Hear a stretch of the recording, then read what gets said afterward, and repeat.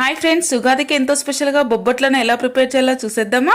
ముందుగా ఒక కుక్కర్ గిన్నె తీసుకుని హాఫ్ కేజీ పప్పును తీసుకుని ఇలా 2 టైమ్స్ బాగా కడిగి 2 అవర్స్ నానబెట్టుకుని 3 విజిల్స్ వచ్చే వరకు ఉడకనివ్వండి. ఇప్పుడు హాఫ్ కేజీ మైదా తీసుకుని కొంచెం టర్మరిక్ పౌడర్ అండ్ కొంచెం సాల్ట్ వేసి మైదా పిండిని మెత్తగా మిక్స్ చేసుకుని కొంచెం ఆయిల్ ఎక్కువ వేసి దీన్ని 1 అవర్ పాటు నానబెట్టుకోవాలి. ఇప్పుడు కుక్కర్ మూత తీసి చూస్తే ఈ పప్పు అనేది మెత్తగా ఉడికింది. ఇప్పుడు ఒక స్ట్రైనర్ తీసుకొని ఈ పప్పునంతా వడకట్టుకోవాలి. ఇలా వడకట్టుకున్న పప్పుని 15 మినిట్స్ వదిలేయాలి. తర్వాత మిక్సీ జార్ లోకి పప్పును వేసి హాఫ్ కేజీ బెల్లం అయితే నేను యూజ్ చేశాను. పైనుండి బెల్లం వేసి మెత్తగా మిక్సీకి వేసి గ్రైండ్ చేయండి.